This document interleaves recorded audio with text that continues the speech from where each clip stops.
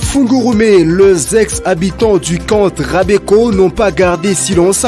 Ils ont été à l'Assemblée provinciale du Lualaba ce jeudi pour faire entendre leur voix où ils ont déposé un mémorandum. Ils réclament l'indemnisation auprès de l'entreprise minière Tenke Fungurume Mining qui les avait délocalisés de leur camp. Et puis, c'est la fièvre dans différentes écoles secondaires de la ville de Kolwezi à une semaine seulement des préliminaires des examens d'état édition 2020-2021. Malgré cela, les élèves finalistes se disent confiants pour affronter ces épreuves. Voilà en substance les sommaires de votre journal. Madame, messieurs, bienvenue à tous. Une fois de plus, merci de nous faire confiance. On ouvre ce journal à Fungurume où les agents Gécamine, ex-habitants du camp Trabeko, délocalisés par l'entreprise minière Tenke Fungurume Mining, ont décidé de briser le silence ce jeudi. Ils ont été à l'Assemblée provinciale du Lualaba pour demander l'implication de l'organe délibérant dans les dossiers de leur indemnisation auprès de l'entreprise minière TFM. Le détail avec Lucie Machik et Fiston Saloumou. Cela fait pratiquement 6 ans qu'ils ont été délocalisés et leurs maisons ont été battues à ras de terre par l'entreprise minière TFM. Jusqu'à ce jour, ils se disent ne pas être indemnisés. Eux sont les ex-habitants du camp Trabeko. Ce jeudi 8 juillet, ils ont saisi l'Assemblée provinciale pour faire entendre leur voix. Bon, nous sommes venus ici en tant que collectif, les agents Gécamine à qui la Gécamine avait vendu les maisons au niveau de Fungurume, au camp Trabeko.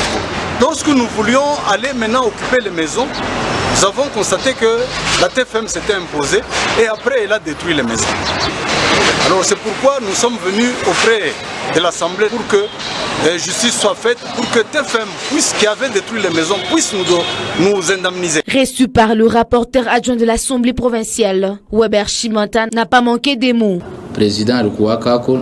Déjà, l'entreprise TFM a déjà démoli vos maisons et vous voulez prouver que vous avez tous les documents et que le tribunal des commerces est déjà saisi de cette problématique. Nous allons juste vous aider à suivre ce problème jusqu'à la fin. De vous entendre, le tribunal des commerces a déjà tranché ces problèmes. Seulement l'entreprise TFM qui ne veut pas finaliser.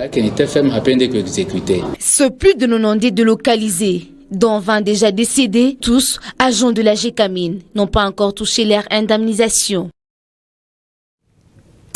Et de Fungurume, direction à présent village à Moussompo, plus précisément dans sa partie conduisant vers l'entreprise à Karilou. Les habitants de ce coin du village à Moussompo sont sommés de pouvoir libérer leurs parcelles, cela sous la menace d'un particulier qui se réclame être propriétaire de cette concession. Les plaintes de ces habitants ont été enregistrées par Fiston Salomou.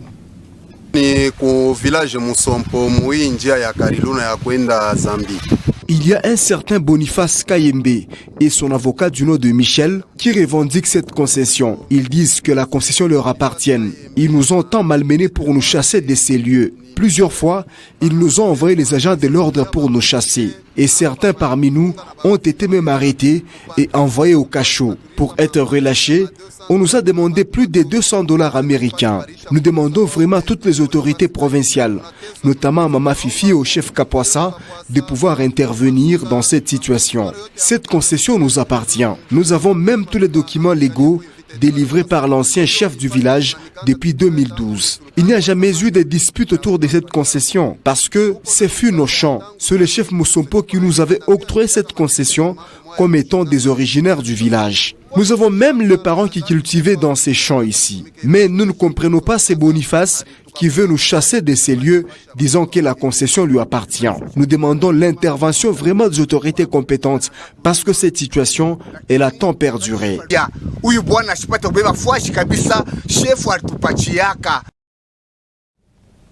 Et du village Moussompo, on parle infrastructure à présent lancée. Il y a environ un mois déjà, le travaux d'asphaltage de la route à Kazembe prolongée semble n'est pas du tout avancé.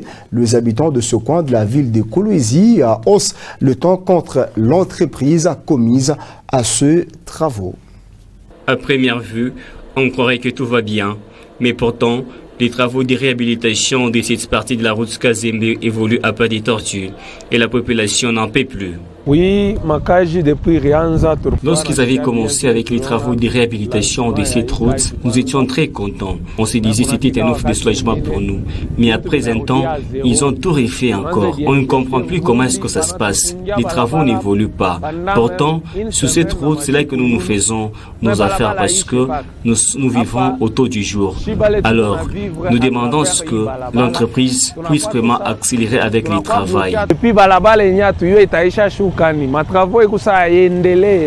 L'entreprise commise à ces travaux s'est dit être victime d'un mauvais travail exécuté par ses prédécesseurs. Maintenant, on s'est rendu compte qu'on a commencé avec une monocouche d'asphalte. À un moment donné, on s'est rendu que la monocouche d'asphalte, il n'y avait pas l'adhésion entre la latérite qu'on avait mise et la monocouche d'asphalte. Maintenant, on a fait des essais, on a vu que l'entreprise qui avait travaillé auparavant, au lieu de prendre une bonne qualité de latérite, ils ont pris presque de pierre calcaire. Maintenant, ce qui fait qu'avec les pierres calcaires, il n'y a pas d'adhésion avec la monocouche d'asphalte. En attendant, la population plaide pour l'accélération des travaux afin de rendre fluide la circulation dans cette partie de la province et limiter les conflits qui sévissent actuellement entre chauffeurs et clients suite au phénomène Kimbirekité, souvent enregistré sur ces tronçons.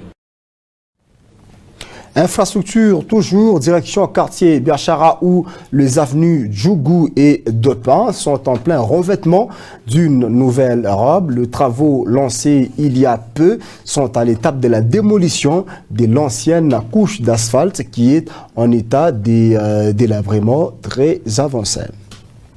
Les avenues des Pins et Djougou asphaltées pendant l'époque coloniale n'ont jamais connu de réhabilitation pendant les longues années de leur détérioration. Les travaux de réhabilitation amorcés récemment permettront aux deux avenues de servir de voies secondaires en cas de bouchon au quartier Biachara dans la commune d'Ilala. Quelques usagers s'en réjouissent. Nous encourageons les activités qui se font ici. C'est la toute première fois. Depuis les temps très anciens, on voyait la route, on l'avait bel et bien négligée. Là, on s'y met maintenant, c'est pour réhabiliter et donner les bons blasons à notre chère province. Nous encourageons tous ceux qui sont derrière ces travaux. Qu'on continue plus, pas seulement ici, qu'on continue à faire plus, pas seulement dans des agglomérations de villes, même du côté quartier latin, on en a vu des travaux. Quand même, nous encourageons. Nous sommes vraiment satisfaits que ces travaux continuent, qu'on finalise ça. Il faut canaliser. Il faut asphalter, qu'on asphalte. Hein? Ce sont nos avenirs. Ce sont les avenirs qui abritent le département de l'État, tel que le prophète qui est là, il y a le bureau de prophète, il y a même le bureau du parquet, tout ça. Hein? Il y a notre institut Mwanga. Oui, en tout cas, il faut qu'on finalise ça. Ces travaux sont financés par le gouvernement provincial du Lualaba, exécutés par l'entreprise étatique Safricas. Madame, Messieurs, infrastructure toujours, les chantiers routiers évoluent à merveille dans la province du Lualaba. Le gouverneur intérimaire Fifi Masuka Saini a été sur terrain pour inspecter les chantiers lancés ça et là. C'est notamment les travaux lancés sur l'avenue Kakessé. Nous sommes au quartier latin, commune des Manika. La presse du gouvernorat des provinces nous donne les précisions. C'est une première dans ce coin de la ville de Kolwezi. Le quartier Mutoshi, communément appelé quartier latin, voit ses avenues connaître une réhabilitation en profondeur grâce à la volonté du gouverneur intérimaire du Lualaba, Fifi Masuka Saini. Sur le 4 l'avenue Kassongo, les travaux sont exécutés par l'entreprise Toa Investiment. Accompagné de son ministre des Infrastructures, Paulin Kalao, et celui de l'Environnement, Alain Kantenga, Fifi Masuka Saini est descendu sur le chantier ce mercredi 7 juillet 2021. Le responsable de l'entreprise Toa a livré à l'autorité provinciale les contours de l'évolution du chantier. La joie était visible sur le visage des habitants du coin. C'est la toute première fois que l'air contrée connaît les travaux d'une telle ampleur. Pour le chef des chantiers, les travaux de décaissement prendront 48 heures. Puis la pose de la première couche de la territe s'ensuivra la pose de l'asphalte et la construction des caniveaux de part et d'autre. Encore Kassongo est déjà en cours. Kassongo, je crois demain on va terminer Kassongo. Et après Kassongo, on va sur Mazunga et Kotopla. D'abord, c'est cette avenue-là qui est prévue pour nous, entreprise Toa Investment. Masuka Saini est répartie satisfaite de ces travaux qui vont désenclaver le quartier latin. Après l'avenue Kassongo, plusieurs autres avenues vont être touchées par la dynamique de modernisation imprimée par Masuka Saini Fifi en conformité avec la vision du chef de l'État, Félix-Antoine Tshisekedi Tshilombo. On se le disait déjà au sommaire de ce journal Examen d'État 2020-2021. Le préliminaire sont prévus pour le lundi 12 juillet prochain. Déjà dans les écoles, la température monte, mais les élèves finalistes restent confiants. C'est un constat des patients par cœur Kabamba. Dans cette école privée de Kolwezi, les exercices de rattrapage s'intensifient. Question de mettre la dernière touche à la pâte. Des exercices de routine sont donnés aux finalistes. Bien, jusque-là, nous pensons que les élèves s'adaptent quand même déjà bien. Après toute une année de préparation, nous nous sommes dit qu'il fallait justement les roder, les préparer, les soumettre à une épreuve de jury oral de français préliminaire, dans le souci d'évacuer non seulement le stress, mais de les préparer justement à toute une série de questions similaires à celles que nous leur posons ici, pour qu'ils puissent justement ne pas être en panique et justement bien se défendre à l'issue de cet exercice. Manassé et Joy, des finalistes, se disent prêts à affronter la dissertation et le français oral. Oui, je suis bien préparé. Déjà, nous avons des excellents professeurs qui nous donnent bien des cours, nous faisons des bonnes révisions. Comme vous voyez déjà, nous avons des épures, ça va bien se passer. Mes examens d'État, je les prépare déjà bien. J'ai déjà commencé avec la littérature. Je me prépare avec certains auteurs. Leur vie, leur œuvre aussi. Et je me prépare avec la dissertation, avec certaines citations et autres.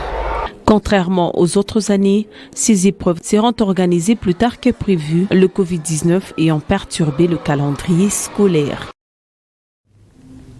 Vous avez compris, c'est un reportage de Francine Tchonsa Mwansa de l'EPST. On parle à présent politique. La proposition de loi sur la congolité, proposition de loi de Noël Tchani, a été déposée ce jeudi au bureau de l'Assemblée nationale. C'est le député national Singhi Pouloulou qui a porté cette proposition. Je vous propose ces commentaires. La loi sur le verrouillage des postes régaliens au seul congolais des pères et des mères a été déposée ce jeudi 8 juillet 2021 à l'Assemblée nationale par les députés.